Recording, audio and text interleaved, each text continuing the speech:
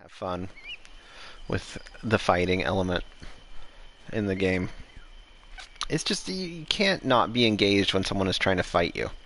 That's like the most focused you're ever going to be. Clear the way. Yeah, that is kind of weird. But that's also what they would actually do. Like in real life, if you go walk around, I mean, the worst that's going to happen is you're going to walk in a direction that you're not supposed to, and someone will like bluntly tell you no, you're not allowed to go this way. But I haven't really had the experience in my life where I just go exploring a city and someone randomly just tries to fight me for walking into a building. Not yet, anyway. We'll see. We will see. Okay, I think it's go time. Yeah, it's time to go. I'm just going to disable the alarm that I set to remind myself of this. Because that was oh, there it goes. Okay. Alright, let's go. Let's get a horse. Let's pet Senu. We're going to go invade this fort and rescue Harkoof.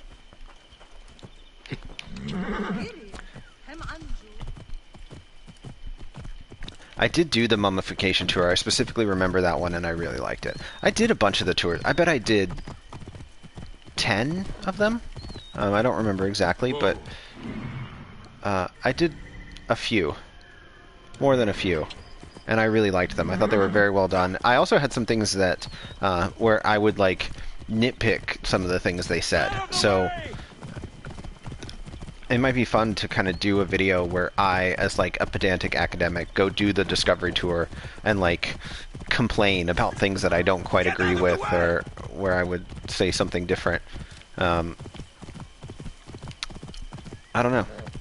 As much as that is kind of an obnoxious thing to do, I think I might enjoy watching it. I think there are many people who would enjoy watching it. So, yeah, that might be kind of cool.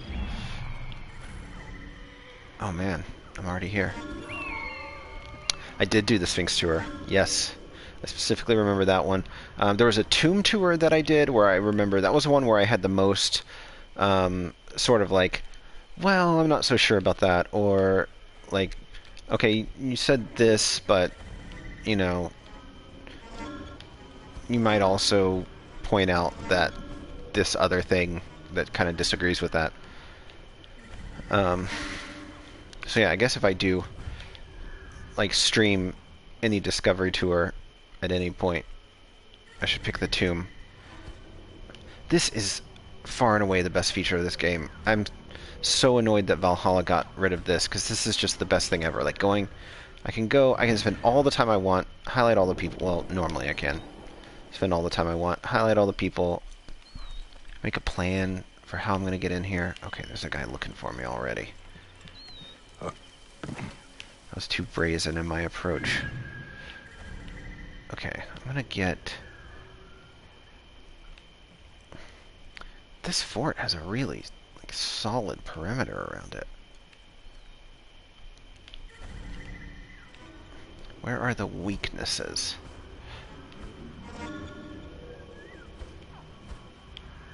Let me make sure I'm not about to get spotted by that guy. No, he's moving pretty slow. He gave up on me. Okay. So I saw this brazier here, and there's another one on the other side of the fort.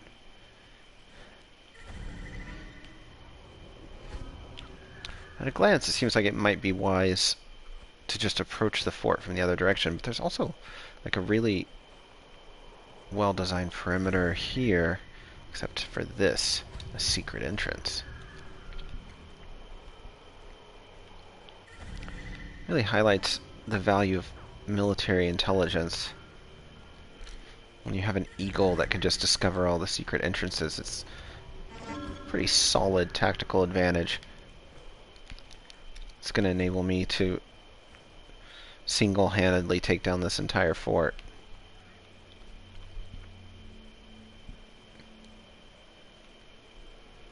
Oh, none of the DLCs are in the Discovery Tour. Yeah. I mean, it makes sense, I guess. Wait, are none of the DLCs in the Discovery Tour, or just those two places? I'm guessing that's just the main... Okay. Yeah, I mean...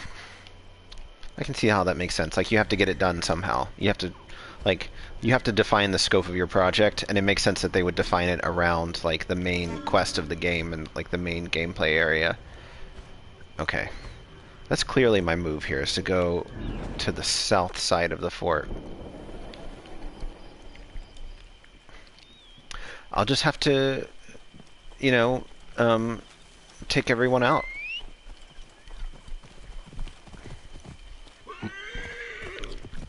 I am really excited about, at some point in this stream, I'm going to actually get to, like, Memphis and the pyramids and all those things. And I'm really excited about that, because I'm kind of running out of ancient Egypt facts to give while, like, roaming through the countryside and taking down military forts. Although there is quite a lot to be said about military forts, and there are people who study real Egyptian forts that have survived, especially the ones in Nubia, so the ones that are now under Lake Nasser. There's been quite a lot of work done on those. That's really interesting stuff. Okay. Whoa. I think no one knows I'm here, except that one guy. He's not very quick. And where is the staircase? I think it's to my right. Yeah. It's guarded by the crocodile. The ever-present crocodile.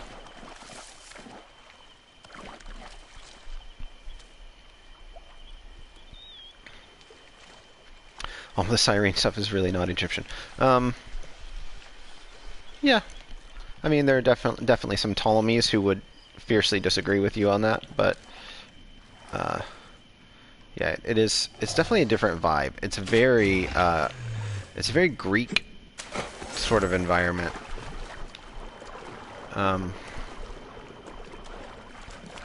Just like my natural proclivities are to spend less time with the Greek things, just because I'm most interested in Egypt.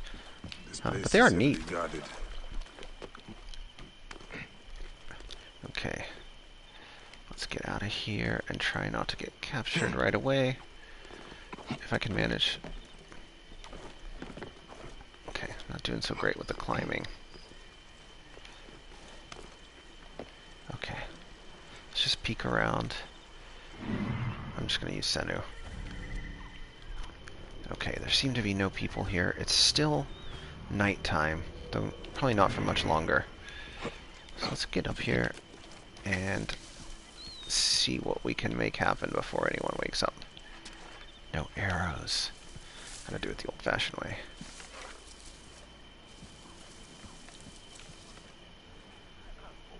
Okay, there's another guy in there that I haven't tagged.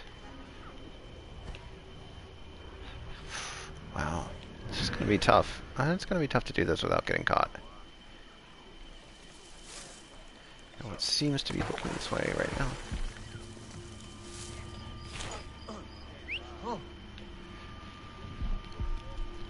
Okay, I'm gonna hay bale this guy. Hello, Exoquin. Thank you for being here. So what I'm doing right now is I need to rescue Harkoof, who's being held captive in this fort. And there are, by my estimate, some like 30 or 40 soldiers in this fort. And I need to diligently take them out one by one without getting spotted. So this might be a bit of a slow burn, actually, but we'll see how it goes. Ah, spotted already. Wow. That's how it's going. Okay. Got away. Got away. There's a guy sleeping right there, and I really want to go get him before he wakes up, but I don't know. Let's see.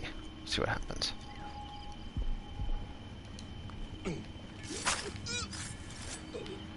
Okay, let's try to sneak around here.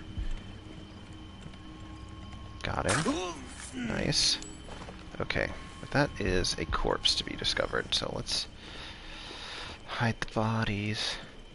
Can I just, like, hide bodies in these closets? Does anyone know? Oh, I can. I've never tried to do that before. Oh, okay, that closet is really corpsey.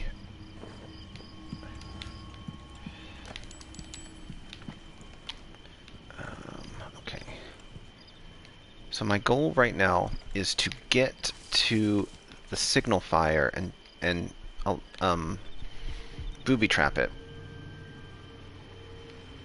so that if I do get spotted, at least they can't call for help. So this is how that's going.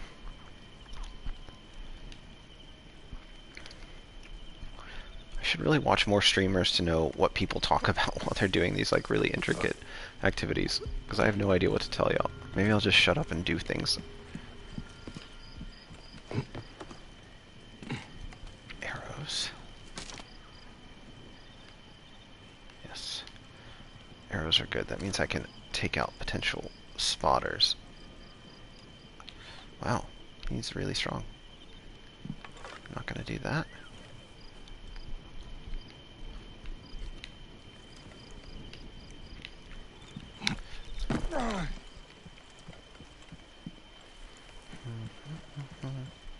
So far, so good.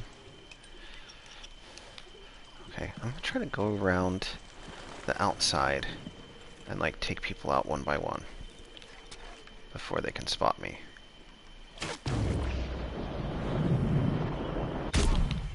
Okay. Let me see if I can get down here and get to these sleeping people.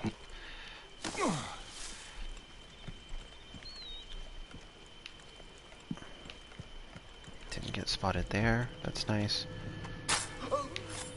Okay.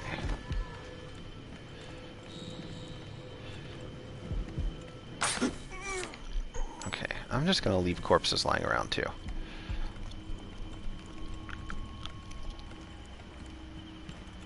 Ah, okay. Let's go up here like this.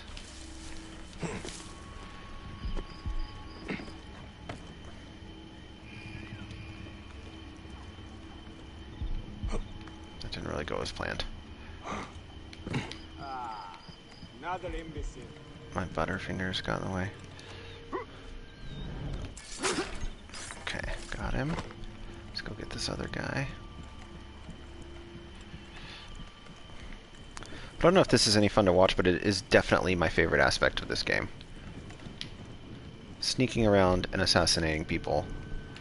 It's just like... I remember when I was a kid when, like, you know, I'm 34 years old, so... let's say 25 years ago, I always wished for a game where you got to, like, just, like, sneak around in, like, fortified areas and take people out. And the tech just wasn't there. And now it is, and it's so good. It never stops being amazing.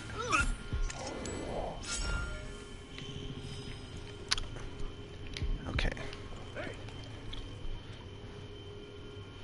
Let's like wait for him to investigate.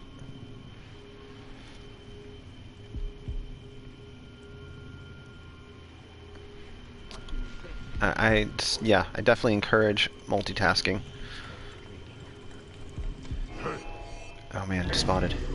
You are a thorn in my ass.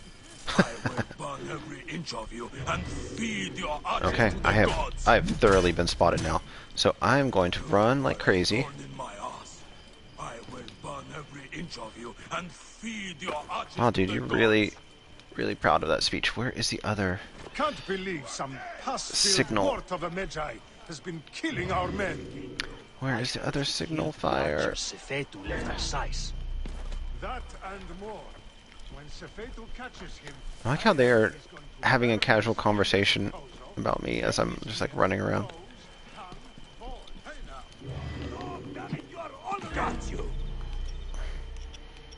Okay. Now everyone knows I'm here, I think. Oh man, yes. Look how many they people. don't call him the firebrand for no good reason. You don't look so good, friend. No chance against Yes, please. Oh. Please light the beacon. Oh, I should have done this before. Whoops. Oh well.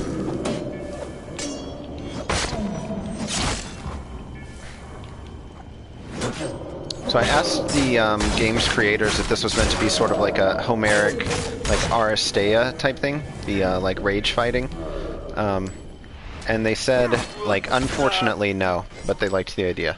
So that's the answer on that. I think it works really well as that. So this is during the Ptolemaic period, so I think the game takes place in 49 BC. I get that wrong every single time. Pretty sure 49 BC, though. I think I've gotten it wrong and been corrected enough times that maybe I know at this point. Oh, look at this scriptorium. Nice. Is this like the command center? Oh, and there's a scale.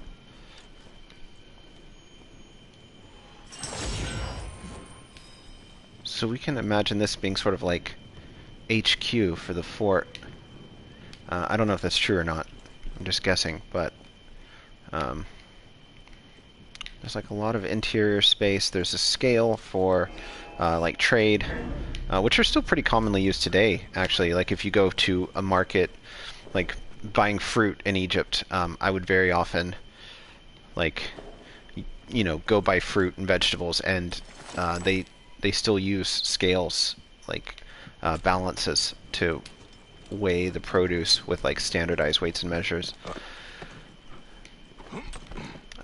So I guess this is where, yeah, this is definitely a command center. There's a throne with a big feathery fan on top. That's pretty neat. Looks like an eagle on the top. It's kind of Roman looking. But the throne is markedly Egyptian. There's like Urei or Wadjet, winged serpent with a crown.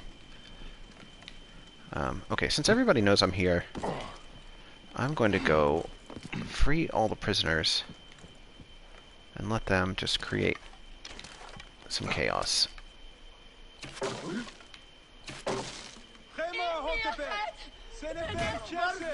I'll take this guy out. I love that he calls me dog. That's my favorite slang in this whole. Nothing gets past us.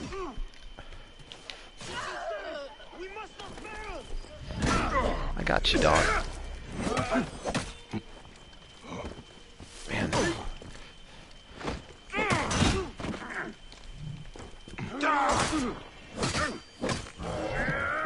This guy is really strong.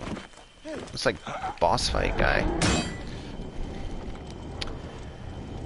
So, in this period, Egypt is ruled by the Ptolemies, who are the descendants of the first Ptolemy, who was one of Alexander the Great's generals, and took over Egypt after his death, and then eventually declared himself a pharaoh. But he's actually Macedonian. And the Ptolemies basically used Egypt as kind of like a giant estate. Like they made a lot of money selling Egypt's grain throughout the Mediterranean, and just you know, basically running all of Egypt like a giant corporation. So their headquarters was in Alexandria, which is on the Mediterranean coast, with all of, you know, traditionally what is pharaonic Egypt all to the south of them.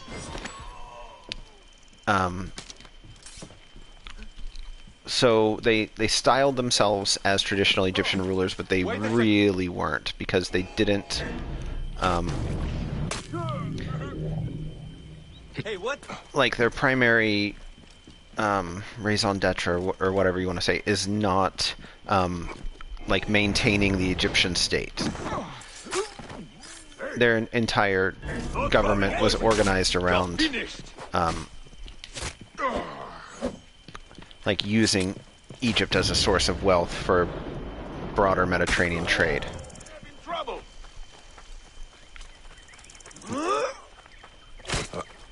Wow. Oh man. You gotta lick in before I could get to him. And this archer...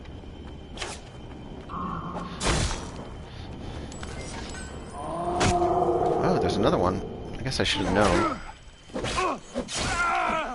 I'm gonna let him get away.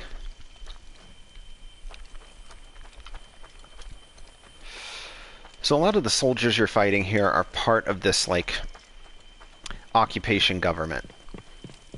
They're usually Romans because at this period, it's kind of like Rome is going through, or it was going through civil war, and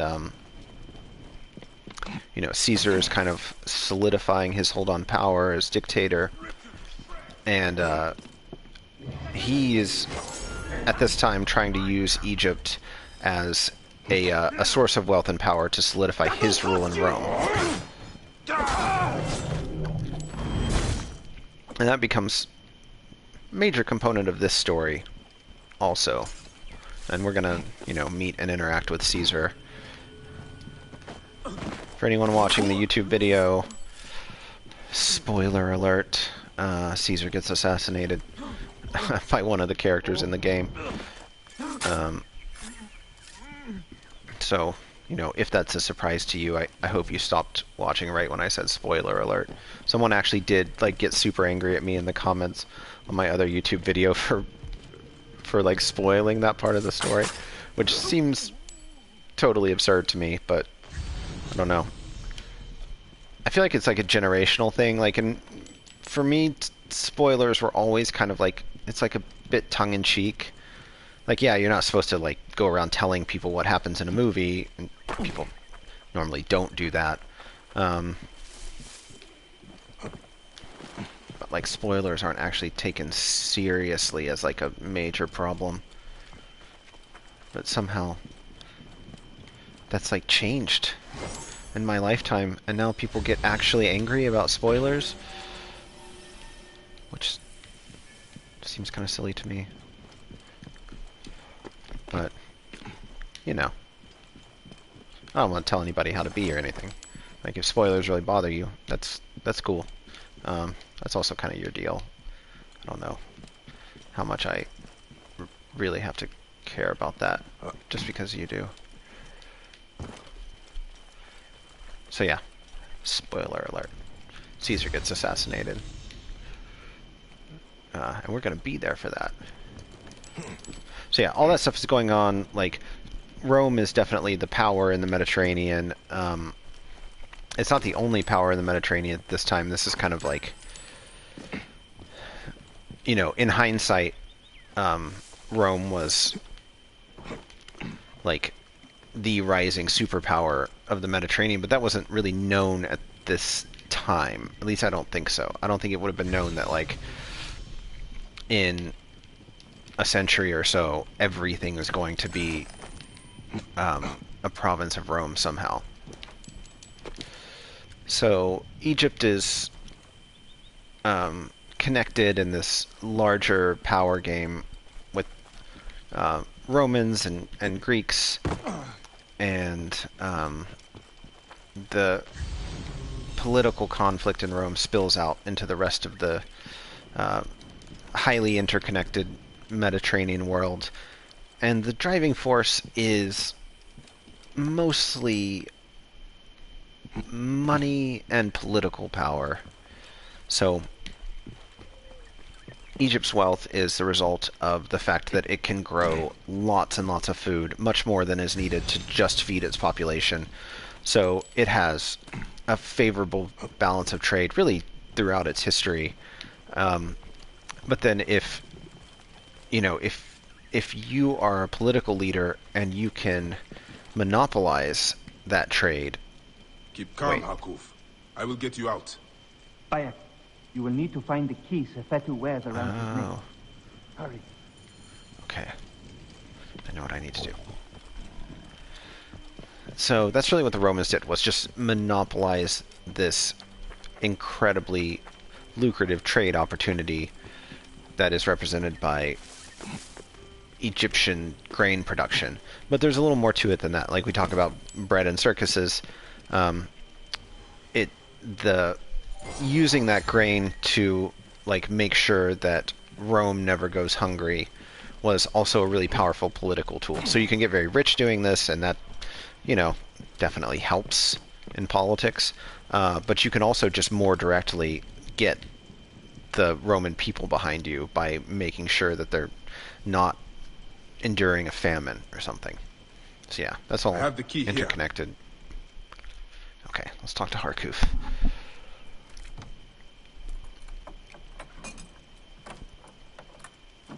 I can't remember why Harkoof was captured. Did you kill that clod of shit? Come on. Come on.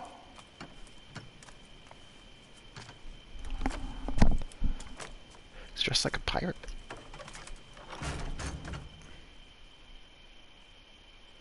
Come quickly. This place may still be dangerous. I don't think so. Pompey, keep me safe.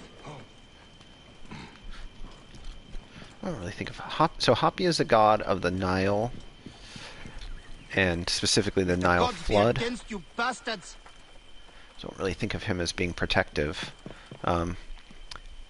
He's normally like an overweight man with like really saggy moobs. Who said hey? Let's get him. Arrowed. God of grain, watch over me. God of grain. I would think that's Osiris. Or an Anutet. But you definitely don't want to invoke Osiris while you're running for your life, because he's also the god of death. How far are we going, Harkoof?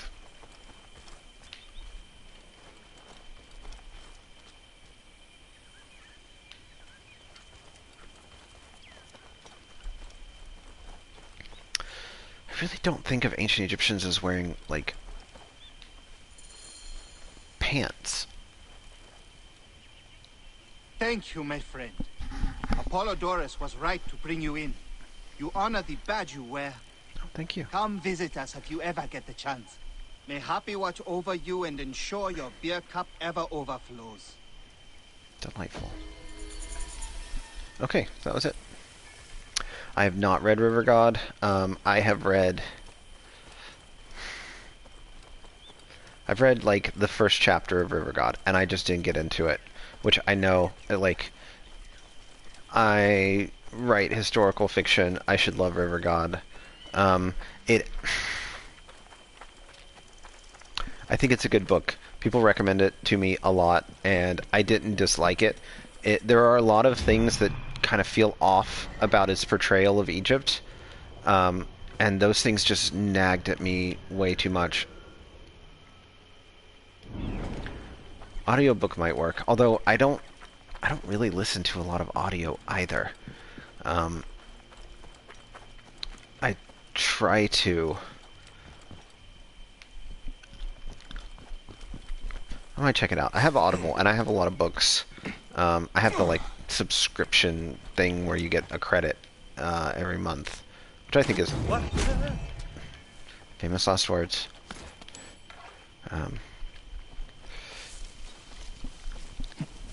But it's also like I don't know when people listen to all the audio that they listen to, because like if I'm at home, I work at home, work remotely, so I'm normally working. If I'm going somewhere, I'm normally with Pinar, so I'm not going to like listen to an audiobook, obviously.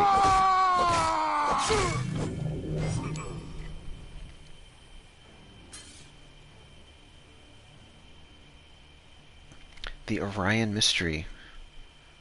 I don't think I've heard of that. What's that about, the Orion Mystery? Oh, is it one of the things about like how like the stars in Orion's belt align with the pyramids? Like that's the claim. Is that book? Did I forget anything in here? I'm such a hardcore completionist that I have to like go through the fort and make sure I got all the treasures and stuff. Why don't I just look at the map and check? Check mark. Okay, I'm going to call that good for the sake of streaming. So, okay, the interesting thing about the stars in Orion's belt is that they do not align with the pyramids, no matter how you slice it. They're curved in the opposite direction. I encourage you to go see this for yourself. It's one of these things where, like, Okay, if you're looking down at the pyramids, to make them align with Orion's belt, you kind of have to, like... You have to rotate them and then, like, roll backwards and look at the stars. If you go directly from, like, the ground up, they're like, slanted in the opposite way. They kind of make an X with one another, you know, depending on what season it is. And then if you want to kind of do the thing where, like, okay, let's say I'm, like, standing on the top of a tower looking down at them, and then I turn my eyes upward, they're curved the other way. They don't actually line up. And then at the time they were built, they didn't line up even more. So it's kind of like it's very clearly like they weren't intended to do that. Although if they were, I think that's a thing that, like, I could get behind. If they were aligned in a way that where you didn't have to, like, very deliberately massage the evidence to make it look like they do. If they just were, then I would agree that this is probably intentional, and I wouldn't think it was necessarily all that remarkable. I mean, it's cool, but it doesn't really change anything because the pyramid texts frequently mention stars and Orion specifically.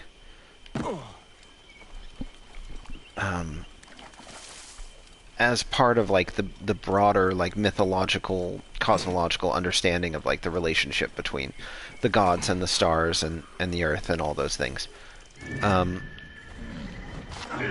So it wouldn't be at all odd.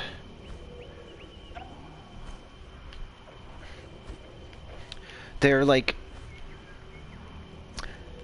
either... I think you have to rotate and mirror them.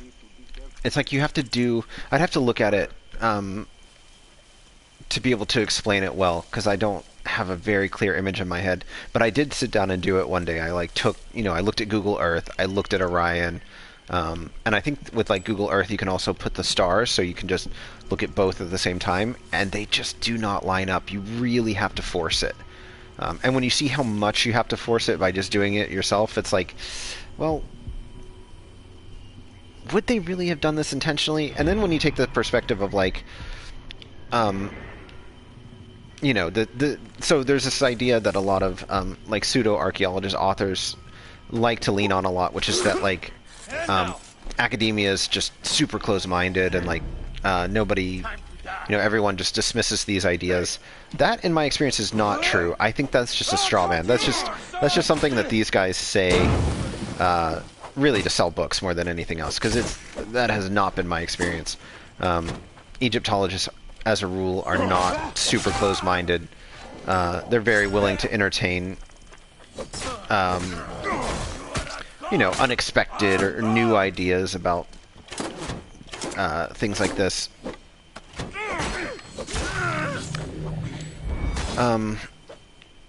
So put those two things together. So, okay, so if they did line up, that would not be that surprising. That would actually be, like, we would have reason for thinking that the Egyptians themselves might design it that way. But then when you try to do it, they really don't, so that kind of falls apart. And then it's kind of like, okay, so what is this author saying? Like, he says that... I don't know if he says this, but a lot of these authors say that, like, well, no one will hear them out because, you know, academia is just very dogmatic. I know that that's not true. It can be, you know, everybody's different, and there are a lot of personalities in any field, but as a rule, it's just not generally true. I've heard plenty of... I've seen plenty of grad student papers where the person presenting this thought that their idea was going to, like, blow everybody's mind and potentially ruin their career by being too outlandish, and the reaction from people is a kind of a general shrug, like, oh yeah, that's interesting, maybe, I don't know. So this notion that, like, academics are just shooting down any unorthodox idea, that's just plainly not true. And so then you look at something like that, and, like, okay, so the stars don't really line up. It wouldn't necessarily be all that shocking if they did, and the idea that anyone would dispute that as sort of a knee-jerk reaction to hearing something new is not true. So then the conclusion I draw from all of that is just that somebody had an idea as a sort of like something that they noticed and thought might be true, and they thought it was really neat. And since they really wanted to have a cool idea, they sort of ignored any evidence that suggested that they were wrong. And then when they showed it to other people, and other people who also know about this said, like, that doesn't look like it's true at all, you have a choice to make there, right? You can either double down on your conviction about this thing that you once considered like a new hypothesis, or you can go back and reevaluate and say, like, well, maybe I just thought something that was not true. In order to write a book about it, you have to be pretty convinced. So I think it just strikes me as a very straightforward, like, doubling down sort of situation. I should upgrade this. What is my level? But I should read it. I haven't read it. It seems like something that I would probably find interesting. It's also something I would probably struggle with. So, you know, when I tell people I'm an Egyptologist, probably, I would say 1 in 3 people asks me about aliens in the pyramids immediately. It's like it's their first question is like, are they like hiding the stuff about the aliens? And I love that question, actually, because, like, obviously I don't know for sure. It's impossible to disprove, but I also know all the stuff around it that kind of makes it probably not true. So, for instance, like the architectural history of the pyramids, there are hundreds upon hundreds of pyramids, and we can date them, and they go in a clear progression from, like, you can see the innovation and technology as it's being developed in the historical record. So these, you know, if you haven't spent a lot of time studying ancient Egypt, the Great Pyramid and the pyramids of Giza are, they seem like these, like, standalone, iconic, bizarre constructions.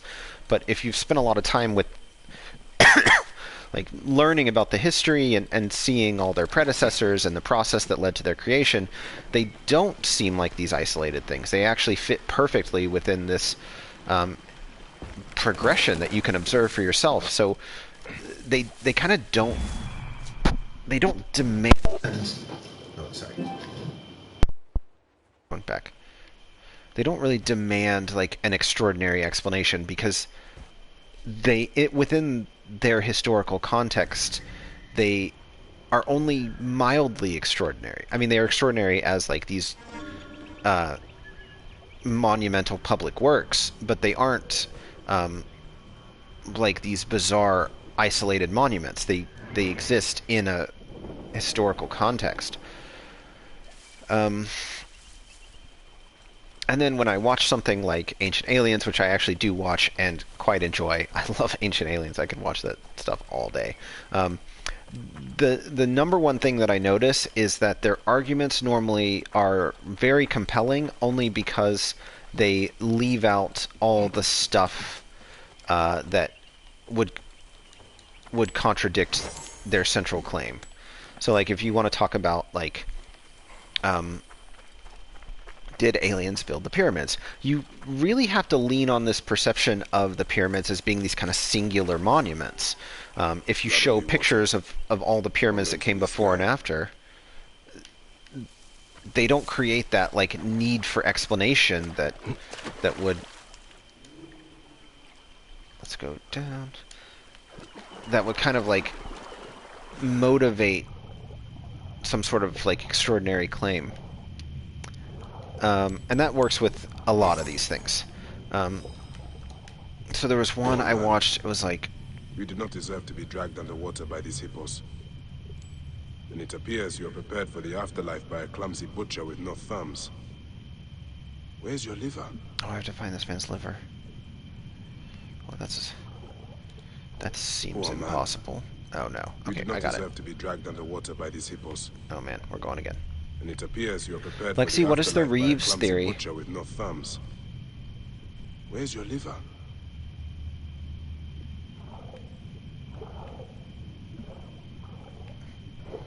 Okay, I have to find this guy's liver. So I'll let Lexi weigh in on the Reeves theory, because I don't know what that is. But I watched something called, like, The Secret of the Pyramids or something. Okay, that's enough of that. Oh, the hidden chamber beneath Tut's tomb. Yeah, well, they haven't found anything, have I they? suspect the sarcophagus was transported by cart. It is inscribed with the mark of Serket, the scorpion goddess. But where is the body? Egyptologists were really excited by that, though. Like, when that story came out, yeah, a lot of people, not just Kara. Someone came here with a heavily laden cart and left the same way. I'm trying Though to the think of second who truck else. looks lighter. Oof. This happened recently, and the cart may not have traveled far. There may be more to this mystery Starts nearby. fist fights. Those responsible should not be allowed to do this again. Was it a lion?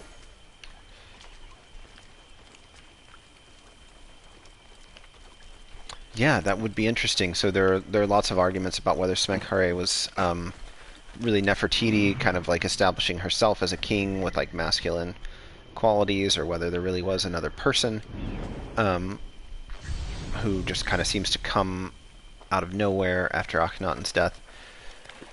All those things are really interesting, and like, you know, no one can possibly know. No one has like, there's no way to turn off clipping in our world. You can't just go like float underground through the Theban necropolis. It's all solid stone. So really nobody knows what other chambers might be in there.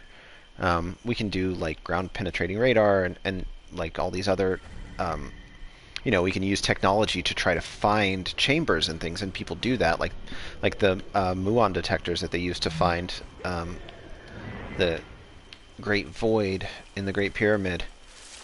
But until someone's actually, you know, climbed in there, we really just don't know. And those are the kind of things that obviously spur debate, because it's kind of this thing where, like, no one can know the right answer, so you can argue about it forever. And anything like politics or economics or whatever, anything where, like, humans really just don't know but still have opinions, you're going to get arguments. Oh, let me go save this guy from the angry hippo. Got a rogue hippopotamus here. I'm just gonna go charging in there. Oh no, he got me.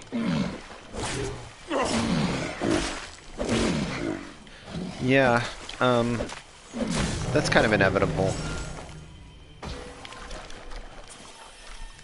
The politics of those things are really, it's, on the one hand, the politics are a hindrance to getting in there, but they're also the reason that we're talking about it to some extent. So, you know, the fact that Egypt's economy is heavily dependent on tourism, and any new discoveries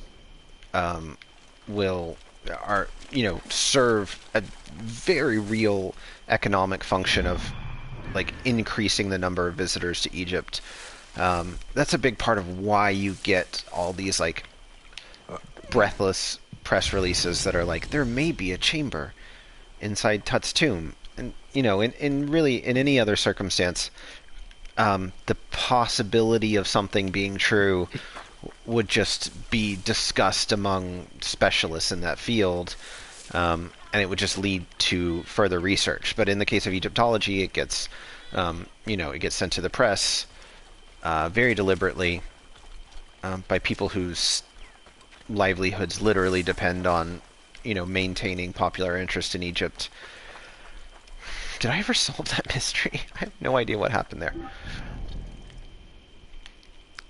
So on the one hand, we heard about the possible chamber in Tut's tomb because there is this very real economic and political dimension to these things. On the other hand, that means there are a lot of interested parties. There's the history of colonialism and Egypt's discoveries being usurped by by foreign people. That means that today Egyptians are very, very careful about who gets to dig when and where, and rightly so. Is traditional Egyptology dead? I don't know. I mean, that's one of those things. Like, I'm trying to think of a good parallel. It's like how like the United States is always on the verge of international, or not international, economic collapse, and it's going to echo around the world. It seems like that's always just about to happen, and it very rarely ever does. From the perspective of Egyptology, Egyptology is always a dying field, and kind of always has been. Right after the initial, or the early waves of Egyptomania, there was more than one, but kind of after that original impetus, the momentum was kind of on a downhill, right? It's like a roller coaster. It gets, it goes to the highest hill first, and then that momentum carries it through for a long time. So is the roller coaster stopping after the first or second hill? Well, no, it's just still going, but it's going to run out of steam eventually if it doesn't get another push of some sort. I really don't know. I mean, that's a conversation that, I've been involved with Egyptology for more than a decade now. I went to grad school for a long time. That conversation was going on before I went to grad school, and people warned me that I was entering a dying field, and that same conversation is happening now, and not a lot has changed in between. Egyptology is a zombie discipline. It is very much a product of a different time. But people still love Egypt, and they want people to study it, and there are 5 people watching this stream of me just like running around a simulated version of ancient Egypt and just talking about Egyptology.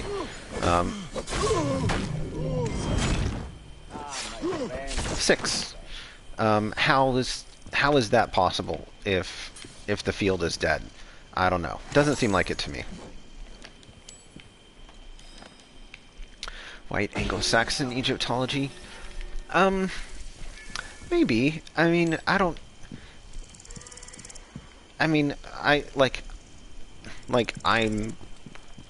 a Texan, so I'm not really waspy, but that would apply to me too.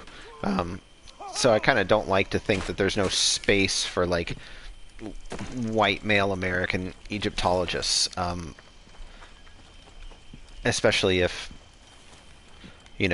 as long as they're not as long as people like me are not like in there trying to elbow out everyone else, I don't see why anybody who wanted to wouldn't be able to study the subject. But as a colonialist enterprise where it's the days of British aristocrats wintering in Egypt are definitely gone. And those are never coming back. So that as a source of funding is definitely gone.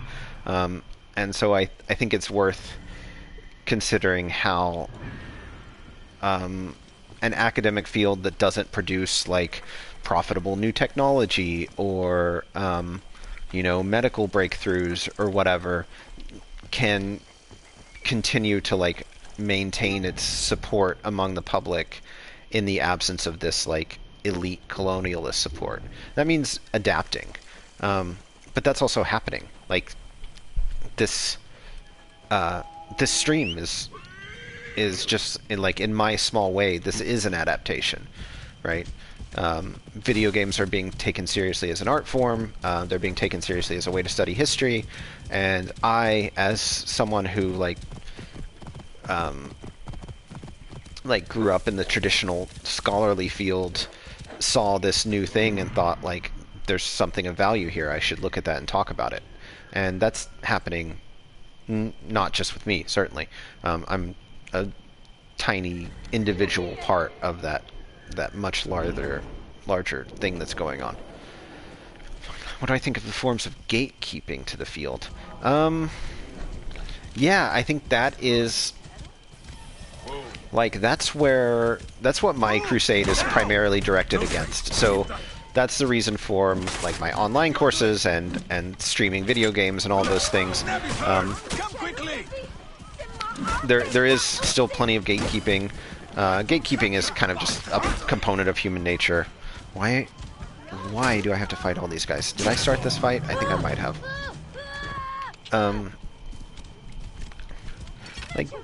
Gatekeeping essentially is born out of the natural human desire to reinforce our own sense of self-worth to ourselves all the time. Everybody has to get up every morning and believe that they're a person of value. That's not always easy to do. Life can be tough sometimes. So gatekeeping often serves that psychological role of gatekeepers are sort of reminding themselves that there's something valuable and special about them that isn't shared by every other human being on Earth. So that's never going away. That's just human nature.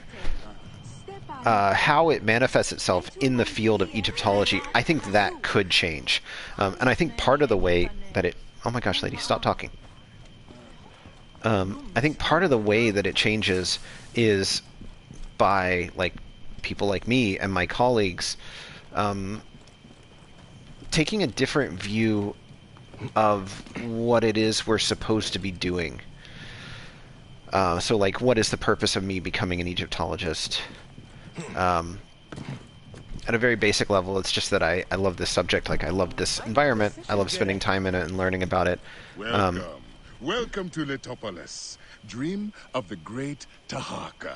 But then, I live in a world where, people have to work for a living, which means that, I am obligated to, create value for other people to sustain myself.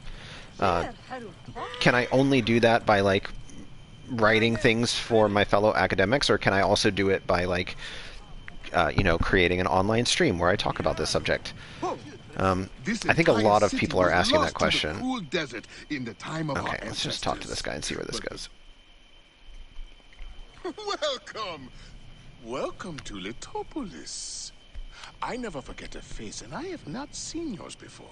I'm looking for Tahaka. You found it! Your new home! Okay. A miracle of a man's labor. The great work begins! Man, he has gold teeth. You just don't know it yet. We give Ancient Egyptians ever have gold teeth? I wonder. Only dig it out and help with the public works. A fresh start! I'm not here to live in these tough sands. Speak to some of our new inhabitants, like Nehi. He can tell you how liberating it is to leave the past behind. I cannot shed my past like a snake sheds his skin. He is uncovering it to shine again under the sun, and dedicating the city to Horus. I mean, this Lithopolis project actually seems like a good idea to me. At least in the context of this game, finding a ghost town and bringing it back to life, that would have totally been possible. And these buildings were built of mud brick. You can repair mud brick buildings. You could find a mud brick building that's 200 years old and go on using it. Fairly minor repairs. You think the language requirements are a part of gatekeeping?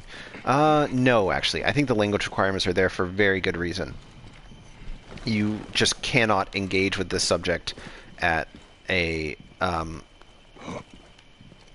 at an expert level without dealing with the scholarship that's written in other languages, especially French and German, and then some in Italian, a little bit in Dutch, and even some things in Latin. Like there are some older Egyptological texts that are written in Latin, and they're kind of cool to look at. And then, of course, if you're studying ancient Egyptian language, you need to know some ancient Greek, although I'm terrible at ancient Greek, if I'm being honest, for the, and Coptic and all those things. For a grad degree, but for a BA. Wait, are there strict language requirements for a BA in Egyptology? I don't know about that. I haven't heard that. Okay, let's get a fast travel point. For me, they were required at the grad level, and the requirements, in my opinion, were very fair. So my language exams were, I was given an academic paper in one in French and one in German, and I was required to write like a summary in response to that paper. And that's, you do not have to be fluent in a language to do that. You just have to be able to like comprehend written material in a language, which is much, much easier than gaining like listening or speaking fluency. Yeah, I don't, wait, I mean, I have a BA in classics, and I didn't have to, I didn't have very strict language requirements for that. I actually did minors in linguistics and Spanish. Yeah, I don't think I learned any German at that age. Okay, let's see what we do here. Let me help you with that. Oh, what? You think me helpless? I'm surprised to see a woman in your condition working I didn't so know those were hard. different things. The arrival Classics of a and child is a classical blessed studies. event.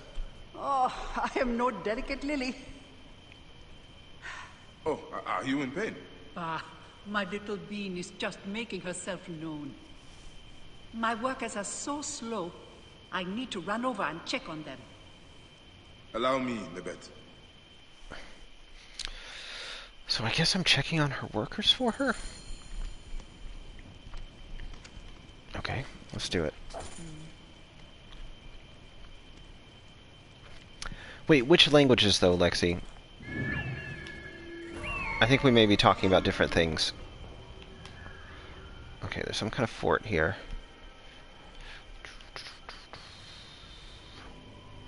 Workers are hiding in the well. I don't actually remember this quest, but it's pretty obvious that the workers are hiding in the well.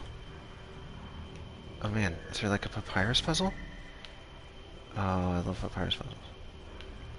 Oh, you need 3 semesters of both Greek and Latin. Yeah,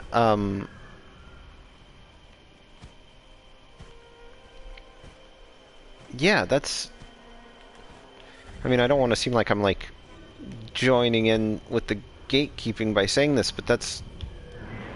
I don't understand how you could do classics without... I mean, classics is very text-focused. That just seems like...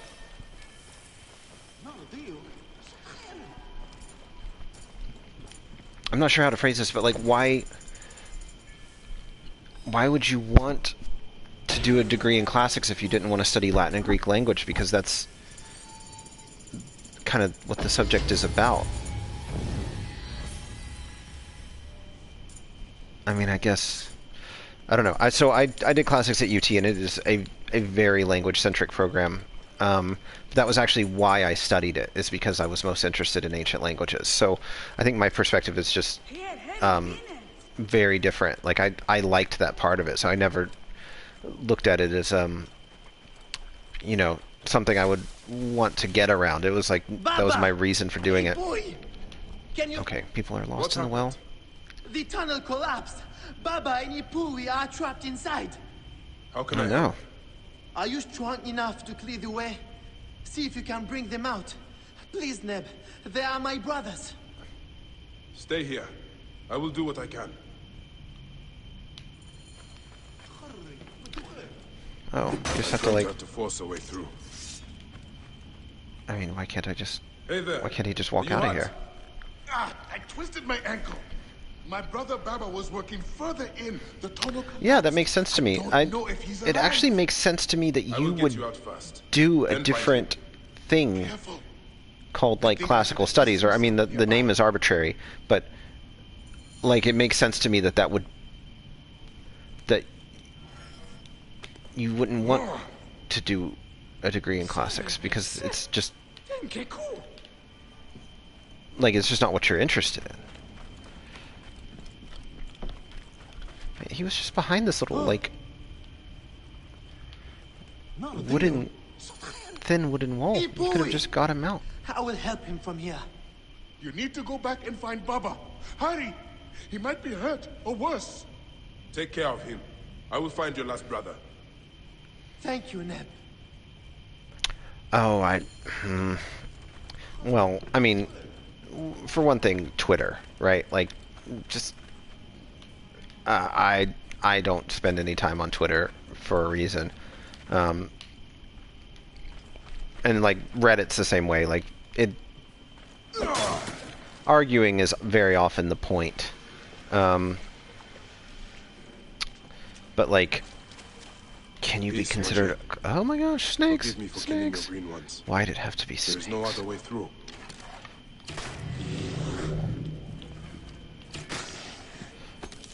I just really wouldn't have an opinion on that. I mean, if the term classicist is defined as like a specialist of the language, then okay, sure. If it's defined as, you know, someone who studies anything related to the classical period, then no. I mean, it's just that's a question of semantics, it seems.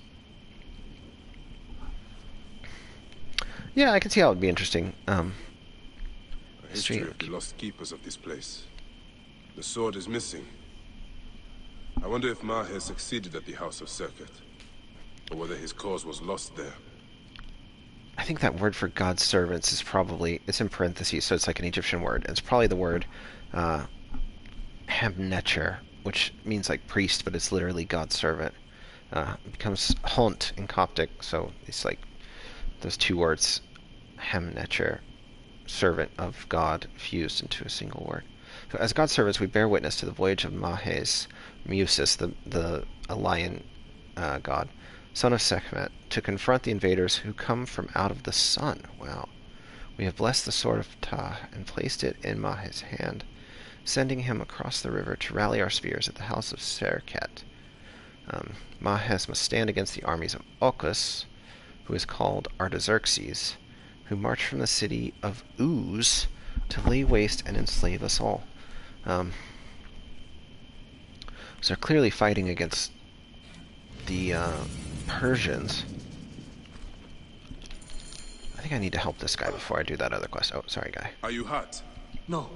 I managed to squeeze in there just before it collapsed. I had no idea this was here. We were digging to reach the river. That place was probably part of the old temple. Do you need help getting out of here? I am fine. I am going to meet with my brothers and take a break. Yeah, you should probably rest after being trapped in a tunnel all day. That sounds like a really bad workday. Oh, no, I need the other one. Report back to Nito. Well... I mean, there definitely is a bias, right? Because if you... Okay, I'm going to read this. The Eye of Kemwer. Our wonderful, magnificent city is caught in a battle between man and God, the river and the desert, between Horus and Sekhmet. When our ancestors founded it, it was dedicated to the Great Black One, the falcon, whose right eye is the sun, and whose left one is the moon. Oh, cool, it's Horus, like his two eyes. But over the past months and years, the lady who mauls, so presumably Sekhmet, has come closer and closer. Our summer feast in her honor no longer sways her. She creeps ever closer, and the breath of the war lion, Sekhmet, brings the heat and sand of the desert into the heart of the city. Oracles say she wishes to claim all Egypt for herself and swallow it whole. Unless we make a grand sacrifice. Her wild priests have told the Nomarch to give up the city, and that will appease her. So this city is being swallowed by the desert. And such things certainly did happen. A lot of the cities that we find, we find them because they were swallowed by the desert. So they turned into ghost towns, and then they were buried. Hey man, why don't you get out of here? Why are you hanging out? Go through this. Yeah, it is a bias because I think it comes from the fact that people are kind of biased in favor of the things they like to study the most. I mean, I definitely have a bias in favor of the study of language because that's what I do and that's what I like to do. Not good. I think it takes some will to kind of remind yourself, just as a person, that not everyone has to be interested in the same thing that you are, and some people really aren't that great about doing that, and that's definitely a problem. But that's really on them. Chief Nito, the well tunnel partially collapsed, but I was able to help the workers.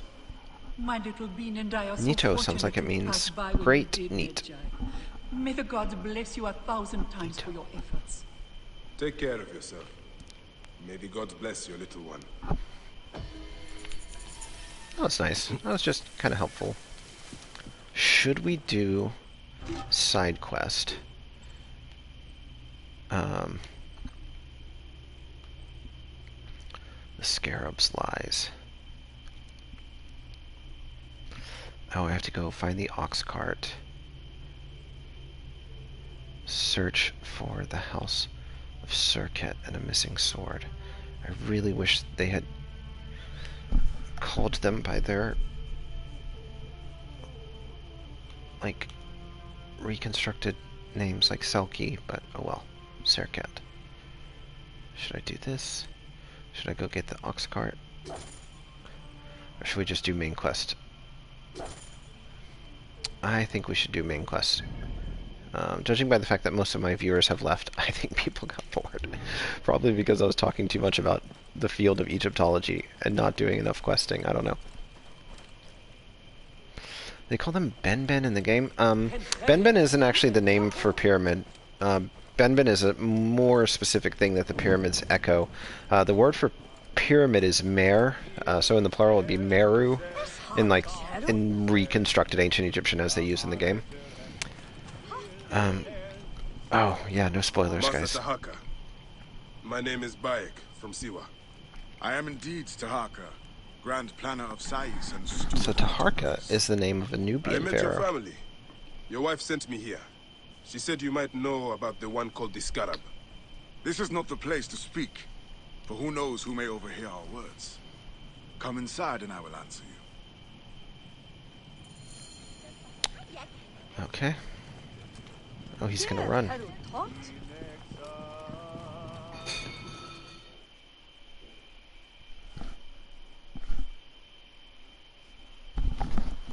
Lady, are you okay?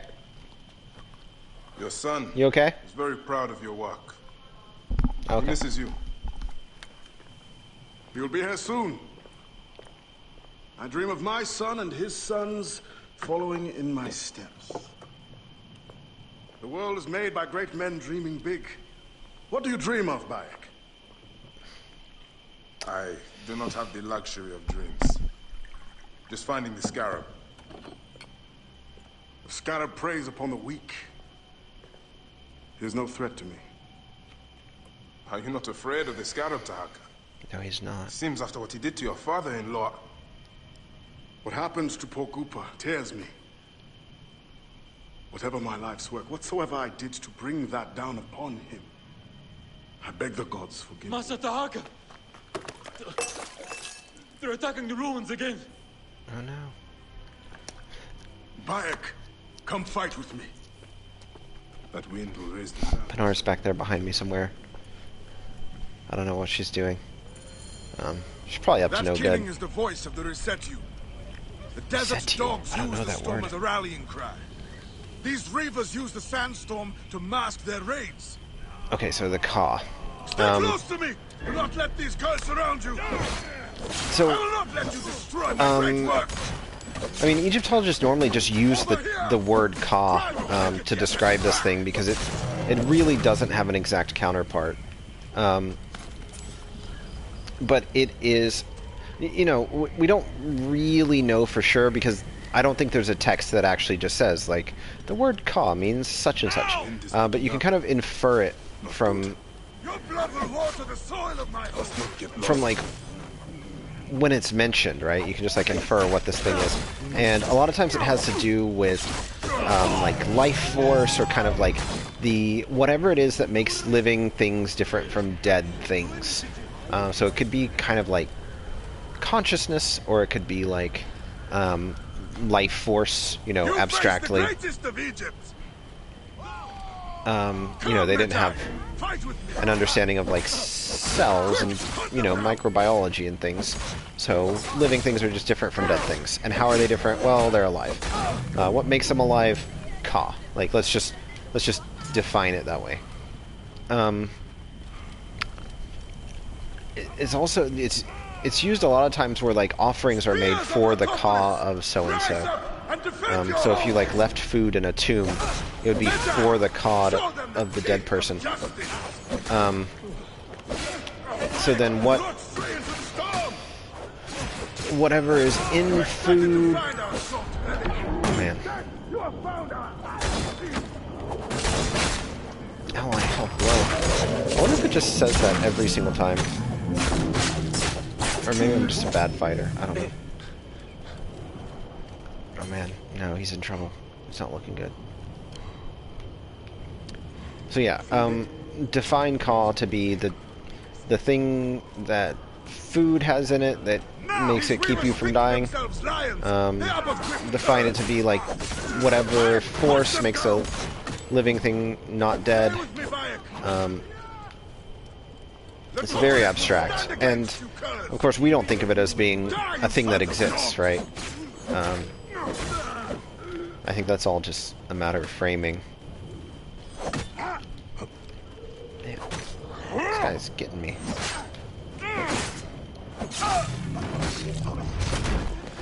The Ba is more like soul. Ba is much more like soul. It's like the consciousness of a person that survives after death. And, I mean, it's associated with birds. Bayek, you fell upon them like Sobek's teeth. Bayek, ride with us. These desert dogs have crossed me for the last time. So it's like the soul that flies out of a person when they die. I understand your thirst for blood, Tahaka. But these bandits are not my concern. Tell me about the Scarab before you ride. Is that not the badge of a Medjay that you wear? These reavers are a threat to the good and innocent people of Lithopolis. He's got me there. Come with me, Bayek. And once we have returned these curs to the desert they so love, then I will tell you the story you want to hear. All right. Yeah, those are Bas. I will join your Those are cause Ba for today. birds. You hunt them in the afterlife, which is kind of weird because it's like you're actually like killing people's souls, like you're killing the souls of dead people. In the game, they're kind of just like an animal, like a vulture or any other bird that you might hunt. Come, Bayek. Yeah. Take up your iron and join us. Okay. Brave, loyal servants of Lithopolis. We will root these reavers out of their holes and spill their blood. Yeah, I don't know. It's a little strange. They are kind of fun to fight, though, so I just, you know, try not to overthink it.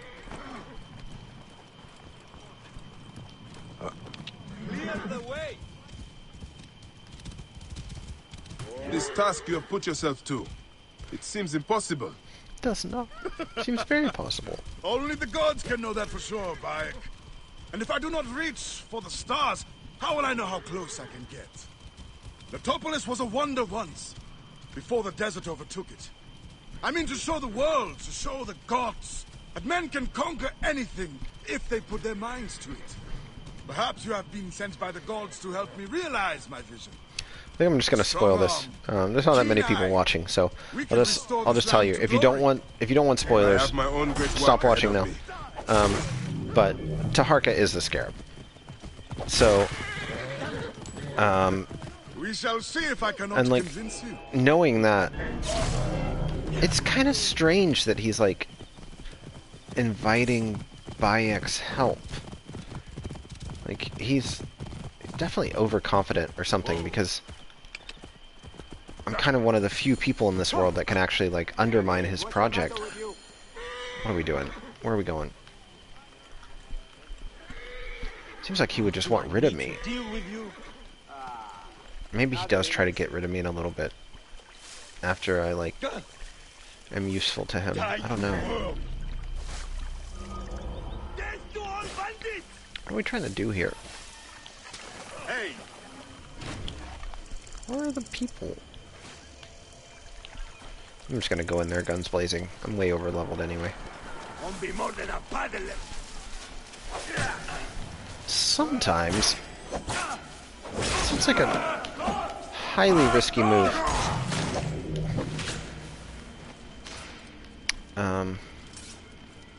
But I don't know. I can't judge. I bought like so much Dogecoin.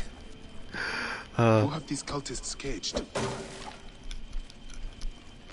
Please, Ned, if you have any decency in your heart. Stupid Dogecoin. I made money yesterday on like trading Dogecoin, which is the silliest sentence that I've ever uttered in my whole life. Sounds like a few bandits are roosting up top. I'll go get that. I'm gonna get the treasure first, though. Let's get some treasure.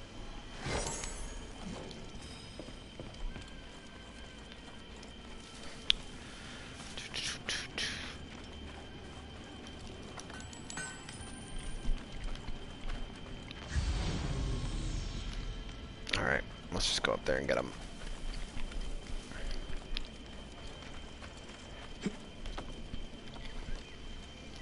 I probably could have done this much more thoughtfully by like using Senu and finding where they all are and stuff.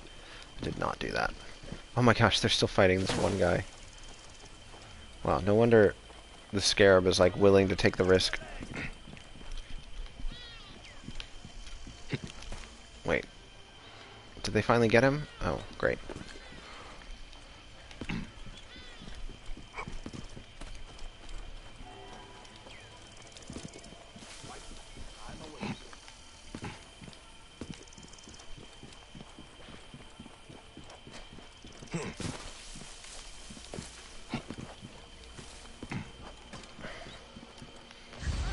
But there's treasure in here. Let's get it. Oh, he's dead. Great. That worked out. Looks like I'm the evil genius here. Getting all the others to do things while I collect the treasure.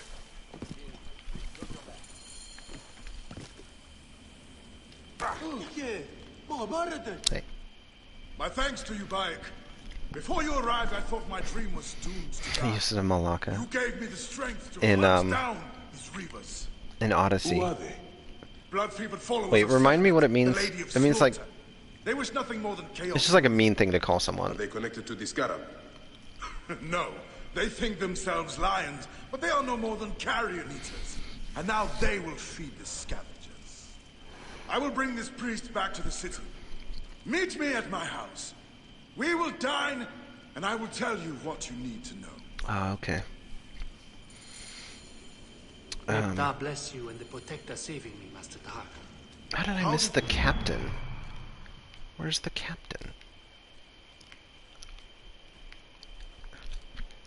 I mean, he's got to be here somewhere, right? Didn't those other guys kill him?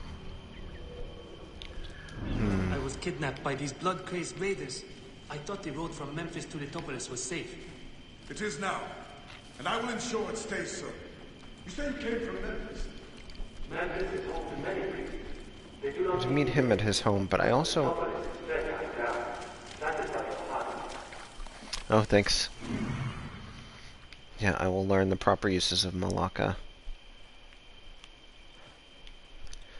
The corresponding word in this game is like Neket Yadets, or Neket Yadets, which means, you know, it's pretty rough Egyptian. It's not like very well constructed ancient Egyptian, but it basically means fucking pestilence. Edu is pestilence, and I guess this is just like a feminine, so plague or whatever, like some corresponding term. And the nek is the verb that means fuck. It's like the Egyptian equivalent. Although it's used much more casually, also. It's not like as taboo in Egyptian language as it is in English. So yeah. So I guess it's like a participle. Neket Yadet. Yeah, there's so many good ones in this game. They, like the language, the use of ancient language in this game is beyond clunky. Like it is, it's the one thing they really don't do well. But they're still fun, especially when people shout like Fegin, which is basically the ancient Egyptian equivalent of the word shit, but they use it in really ridiculous ways. Yeah. I'm glad you made it safely, Maharet. Yes, the gods blessed our passage. We saw vultures and a hyena and so much sand. Enough sand to fill a lifetime. That is why we need so many to help us with our great work. And what do you promise them, Tahaka? A parcel of land with a house to call their own. They must only help reclaim it from the desert. That is all? Just dig up your house. Seems like a pretty good deal. Task. We must all pitch in. Oh no, I don't know what you're talking about. I don't know what's gonna happen. It is good to honor your father, Kawa. The savior of Lithopolis. Oh, that's me. Yay. Let us have some honey dates now. And... Are you alright, Baye? Oh, I've been poisoned. Yeah, that'll happen. It's like this, there's like this same scene in like every single film noir. Like Humphrey Bogart gets like drugged and like wakes up in a weird place. Big Lebowski did it too. I think as a nod to that. It's gotta be in there somewhere. It's like an inevitable plot point. I mean, I had no way of knowing that he was the Scarab.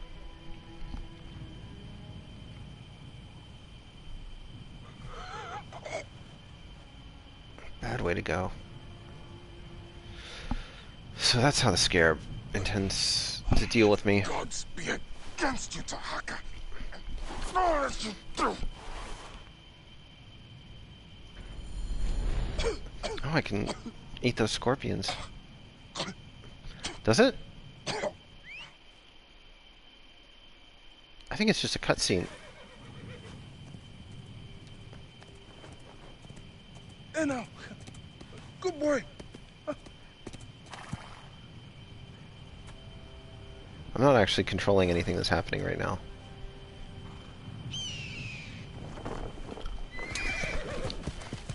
Get in there. Got it. Oh, I'm in my towel again. May the gods smile upon you. I like how he left my fucking arm blade.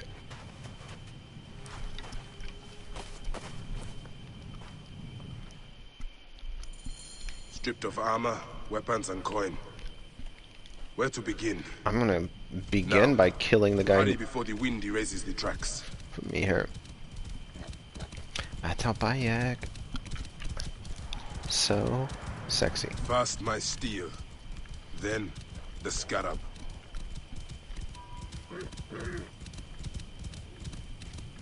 Coming for you, Taharka. Wait, did he take all my money and stuff too? That would be super annoying. Oh, I have an Abila point. I forgot. No. Oh, he did take all my stuff. Damn it, I should have gone and sold all my stuff.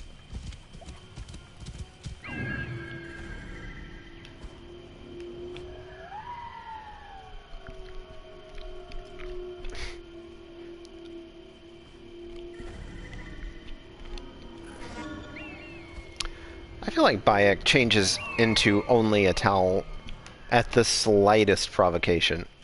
I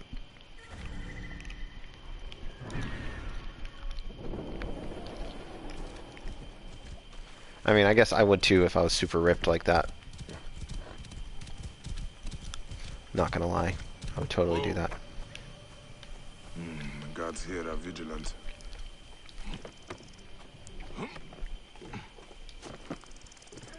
Wow. Okay. Gonna have to assassinate some people. Have I spotted everyone? We're all looking the other way. Alright, sweet. timed that badly. To pack up the gear. Yes, remarkable armaments. It's packed up in a crate as payment to Sefeto. Good. We'll send it to Fort Nikiu in a few days. How long do you think it will take for him to die? This is such a, like, as you know, Bob dialogue. As you know, we got the gear from that man that we robbed. Tough. I'd bet 5 drachma he would survive for at least 3. You're on. Wait. Who's going to check? Which way are they facing? I really can't tell.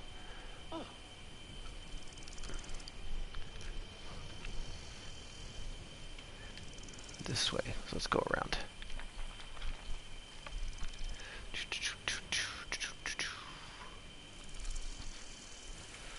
Let's just stand in the middle of our camp facing in the same direction. See how that goes. Definitely gonna have to like choke one of these dudes out. What?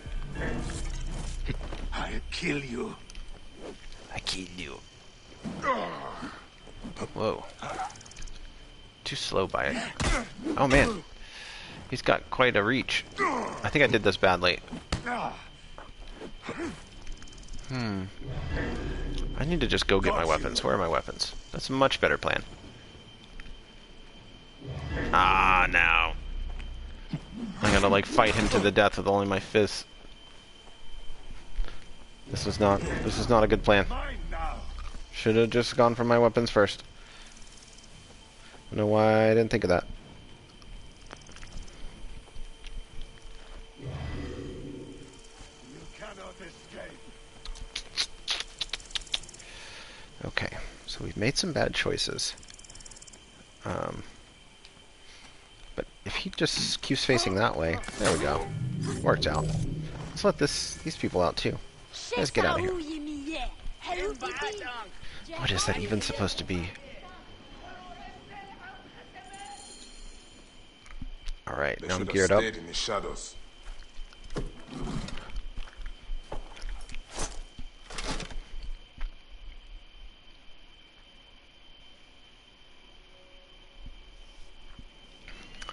Sweet. Did I get my little sellable goods back? I hope so. Because, yeah. Neat. It's like $500. It's enough to get more carbon crystal. Which, as you can tell, I accomplish in the lamest way possible. Oh, neat. Even more. I mainly get all the carbon crystal I need to upgrade things by like selling stuff and just buying it from Reddit. Way faster that way.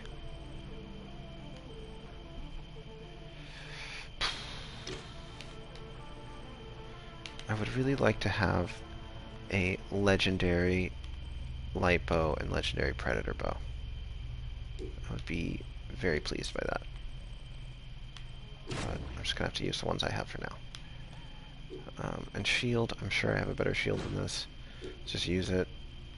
I'm not upgrading everything. I'm sure I have better swords too. Wow. Just making this way harder for myself.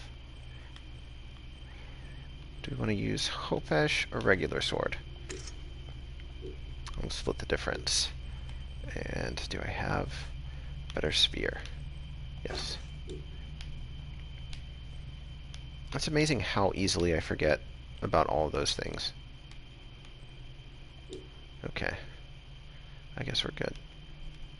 Everything else is waiting on carbon crystal. And obviously I've ground out so much resources. So much. But as soon as I get any carbon crystal, I can just upgrade things immediately. It's just the way I like to do it. Like, it's just, you know. It's good to have enough.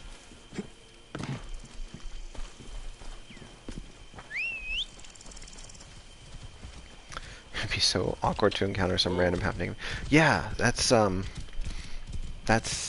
pretty awkward. Especially if he was, like, trying to fight you. You'd be like, man, can you get dressed before we do this? This is weird. Just go around all these walls. I don't have to climb over them.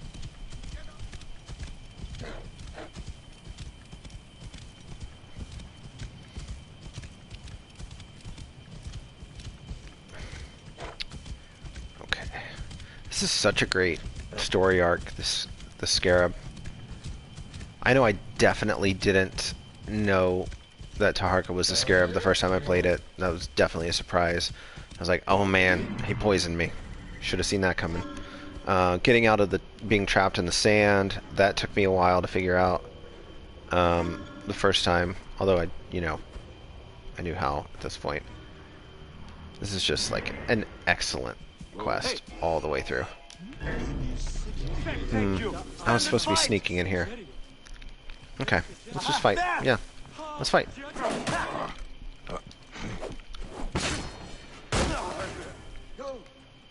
I'm gonna fight all of them. I'm just gonna fight all of them. You will not escape.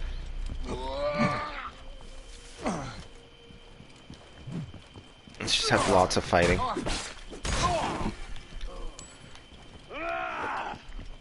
Oh man, you telegraphed your moves badly. Got him. Rip stealth. Yeah, stealth. No, like stealth is done. At this point, I've been playing for 2 hours. Yeah. Oops. That was dumb. Hey! Hey, hold on! Got you!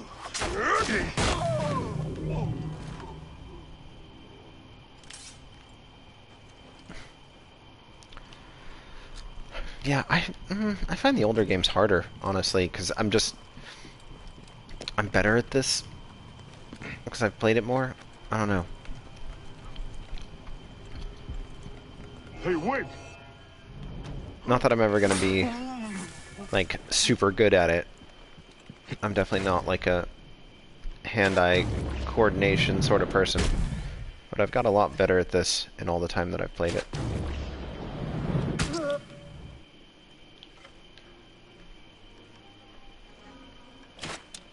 Got him. That's how we do it.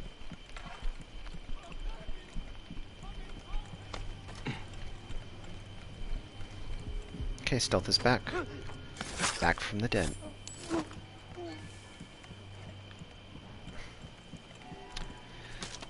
Cute cuties? How awful you are with cuties, Lexi? Do you get really tongue-tied? What does that mean, QTEs? Quick time events. I've never heard that term before, but I definitely needed it. Wow, why would I even try to go that way?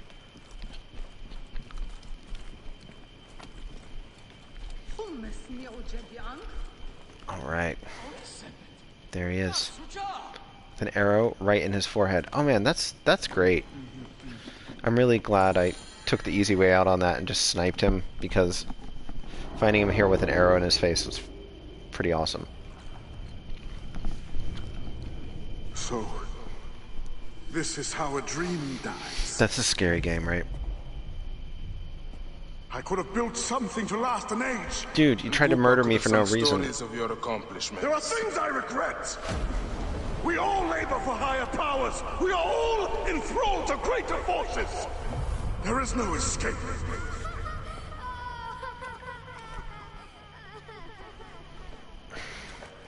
I am but one in the order of ancients.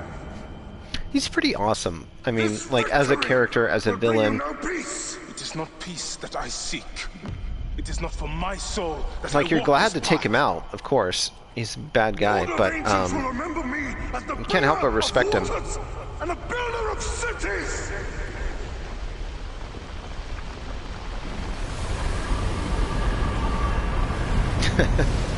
Yeah, me too, not gonna lie. It's very scary. Will blow in and scatter the dream of Lithopolis. He's like Bayek is a big like guy dust. In this game. He's bigger than everyone else, and Taharka is bigger than him. So that's like a huge dude.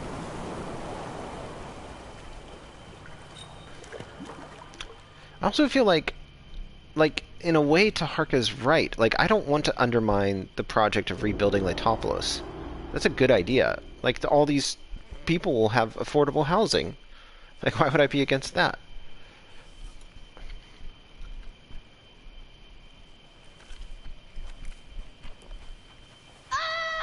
Father! I'll cut you down, like you did my father!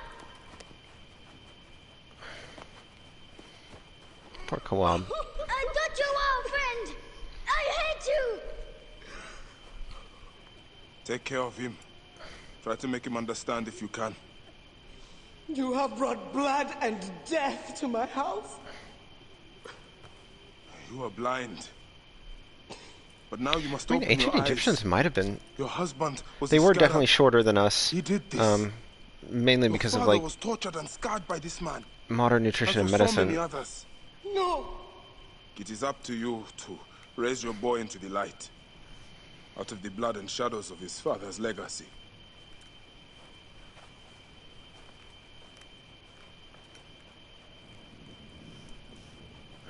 I'm sorry, my son.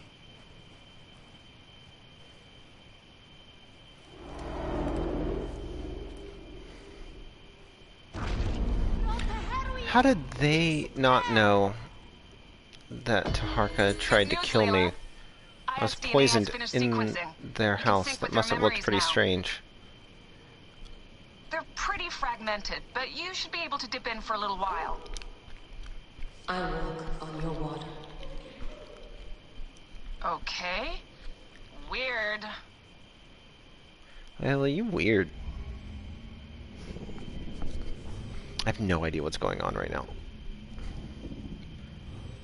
I just like mentally block out the like animus scenes.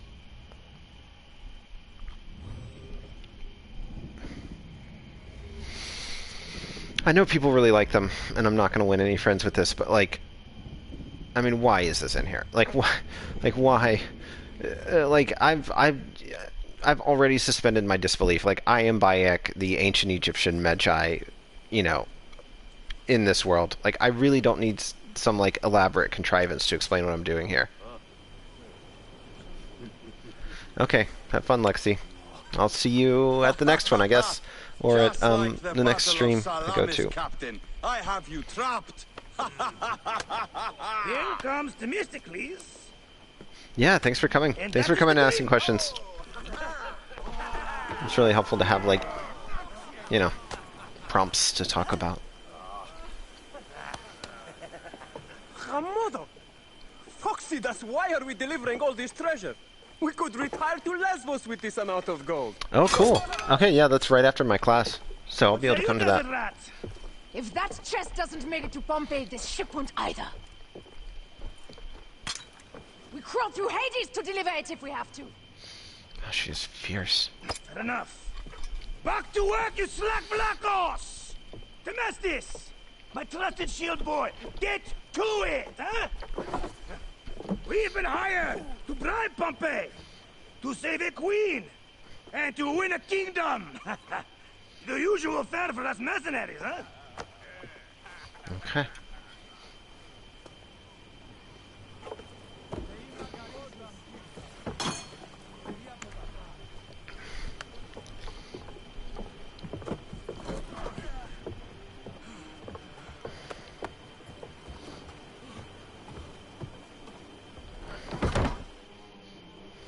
Strikers! All right. I totally forgot how to do Galley this. speed! Need more speed! Galley speed, easy pace! Like this. Hey! Brains. Heave a galley speed! Steady now! Rocks and rubble ahead. Everything I'm right. not blind. I see the scaries. Your third voyage. And already you bark like a command crew. What does that do? I enjoy watching spittle get caught in your beard, Foxy Das. Let's not be thrown into the sea. That's no death for such a hero as me. Oh wow, A he real speaks in hero could rhymes. swim to save himself. I see them. I'll not be sucked to a scupper for nothing. Now you're just trying to impress me. It's ramming. Sails on the I got it. horizon! There! Those colors are not from Rome. What mess has this boxy queen dragged us into? Ptolemy's ships. Sent by the Order of Ancients, no doubt. What business do they bee have right with now. Pompey? Pompey's armies will give Cleopatra the throne. They mean to prevent the alliance before it happens. We must hurry.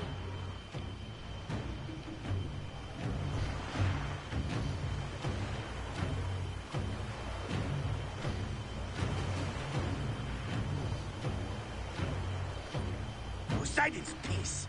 The air is already choked with smoke. The seas will steam near the volcano. We should keep our distance if we don't want to burn. Is that Methana? She hasn't burst for hundreds of years. Wouldn't surprise me if she burst now for us. Let loose storm sea dragons alongside her. You don't... Ready ourselves! Let's show these traitors they trust the wrong pharaoh! Where's Methana, I wonder? I don't actually know.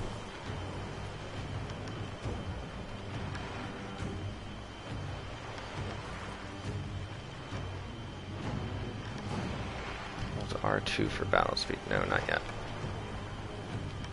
There we go.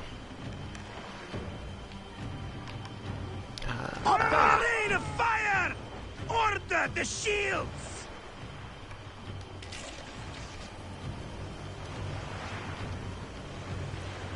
No, I don't want to brace. They're not firing at me. Oh, yeah, they are.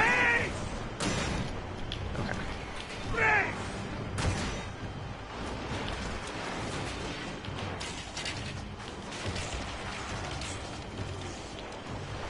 Put your backs into it!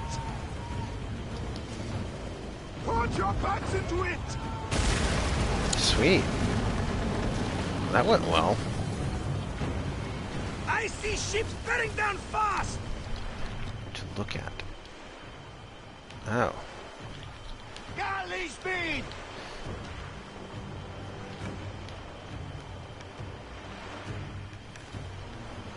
Take a piece of that!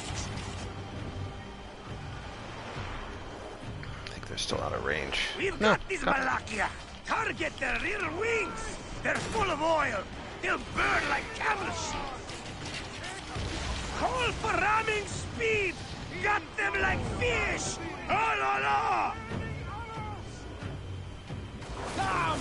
They got Put your us! backs into it! Amazing. It's actually pretty good. Speed, let's go! Take a piece of that! What does this button do? Nothing. Okay. Take a piece of that! Ha! That's the last of them down! Yet still no sign of your faithless Roman. Be careful with your jibes, Captain. Pompey is a needed ally, and no mean general. We didn't sail all this way just to offend him with insults. I am who I am. I do not change for kings or queens. I left my wife and kids behind for the same reason. No one sane accepts me. I accept you! We accept you! Oh la la! These 100 nauta is enough acceptance for me. It's hard to say goodbye to those who don't accept us. But it is also the only way. Is it? Pompey will be at the appointed place, off Thera's coast. Sail on! This is such a strange little interlude.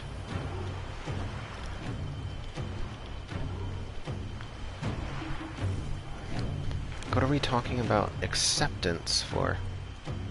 Put your backs into it!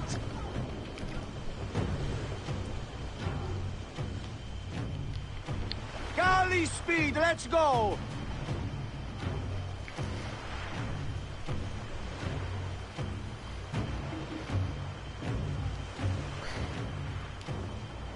Galley speed, easy pace!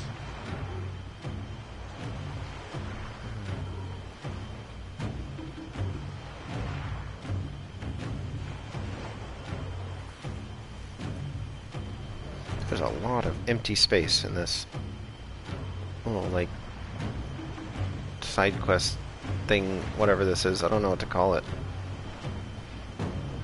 Up pace, brothers! Just a lot of air in the narrative here.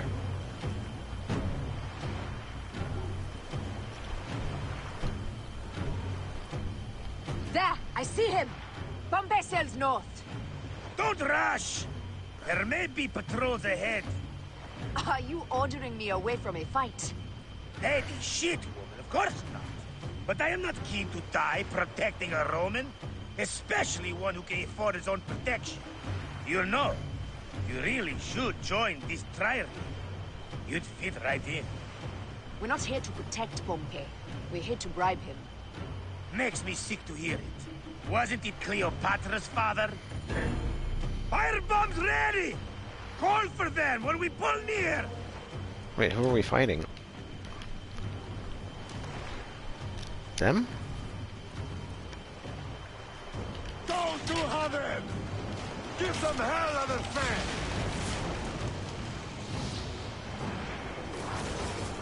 How do I use the Give them firebombs? hell on the fan! Hit us square with that one! Give them hell on the fan! No. Steady! Steady! Galley speed! Pick up the pace! Let's go! Pompey is taking heavy fire. We must stop them. Keep at the boxy bastards! I mean, what else are we doing? Or take them down with us! Shit! Got them that time! Give them hell on the fan! Those who have it! Go to heaven. Heave to! Galley speed! Oh man, there's more of them. Nice. Take a piece of that! Give them hell on the fan! Damn it! Time to sort of off on the brace. Your backs into it! That is very confusing, that perspective. Got them! Down! Heave to! Galley speed! One more remains! That was brave work! There might be more to you than royal cuts! Mind your tongue, old man, or you'll discover I'm better at swordplay than sailing. Heave a galley speed! They're going down! And that's the game! Well fought! Now let's find this Metro Coites. I've never met a Roman general face to face before. Don't worry, I'll be on my best behavior.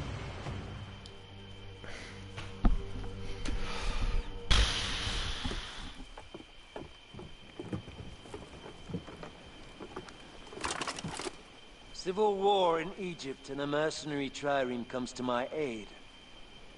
In the midst of war with Caesar, I find it odd.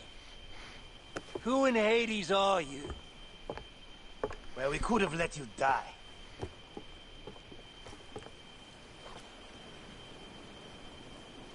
Pompeius Magnus.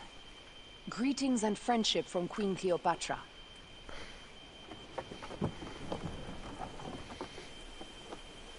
Cleopatra offers gold to win my favor once I've won Rome. Is that what friendship means to your queen?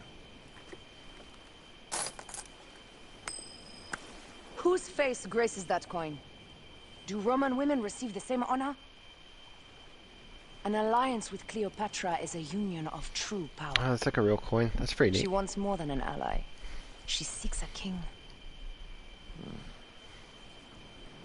A valuable friendship indeed.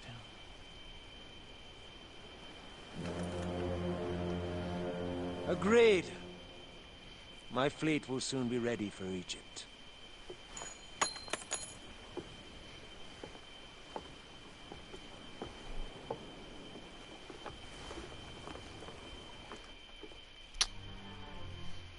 Bad choice, Pompey. It's not gonna go well. I mean, it kind of seems like the right choice from this perspective.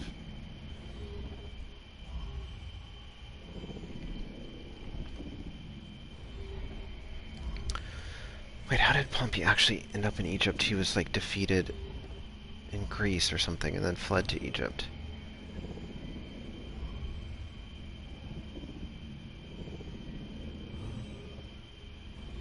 I don't know.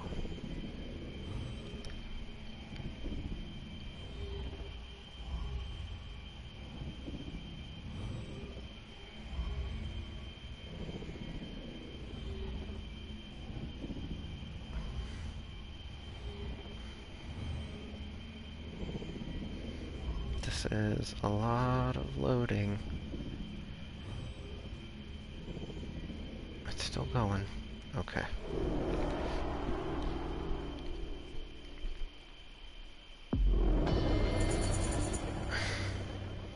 Sweet.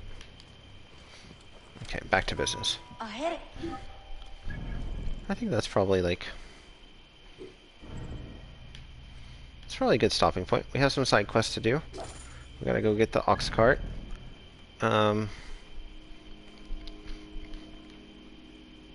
covered a lot of ground, but there's still quite a lot more. Yeah. We defeated the Scarab. Let's go look at our targets page.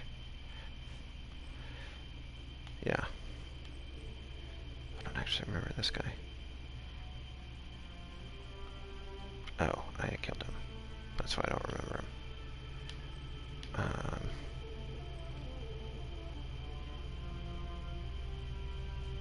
That's the guy I killed at the bathhouse. This is the first guy I killed. This guy I killed in Siwa.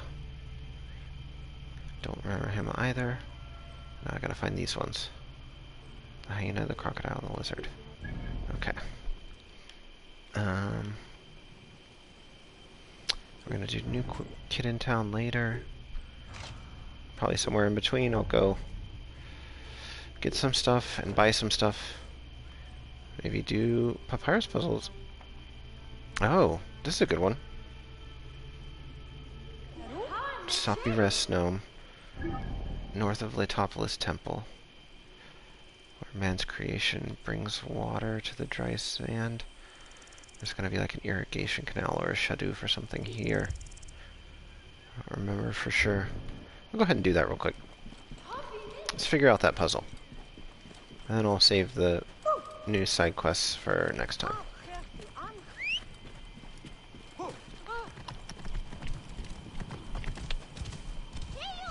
Sorry, guy. Welcome, friend. A new life awaits you.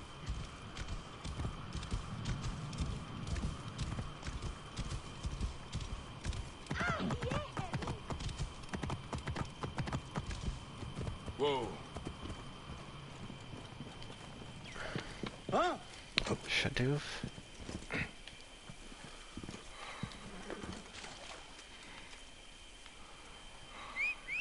Oops. It's dumb. That won't work. Whoa. Okay. You just chill. Okay, this is kind of the maximum extent of that irrigation canal. So if there's going to be a thing here...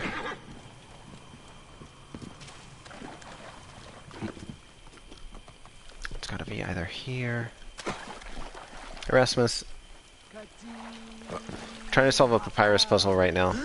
So let's go look at it and see what it says. I'm not having any luck. In Soppy Rest Gnome, north of Lithopolis Temple, you can find me in the farmland. I lay where man's creation brings the Nile's water to desert sand.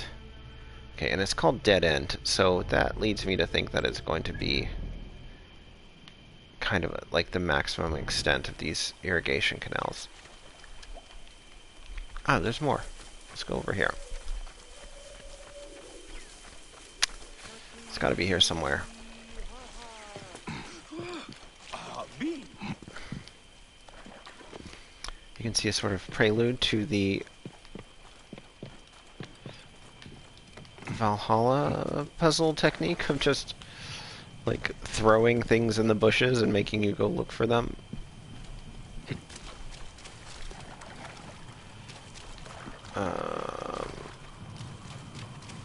Oh, yeah, right where it meets the sand. Cool.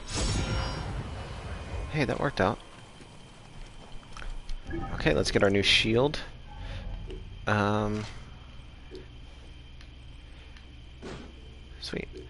Okay, and then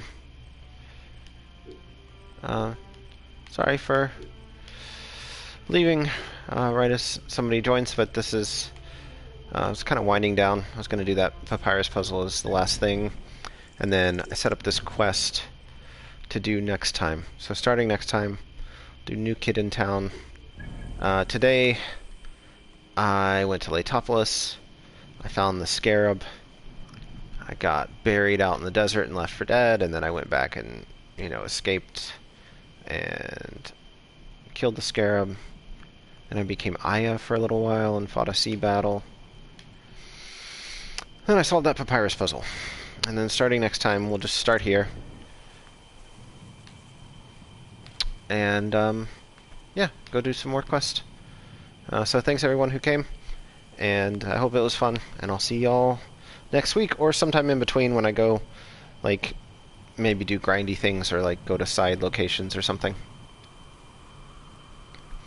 Cool. Alright, well, I will see y'all next week, if not sooner. Bye, everyone.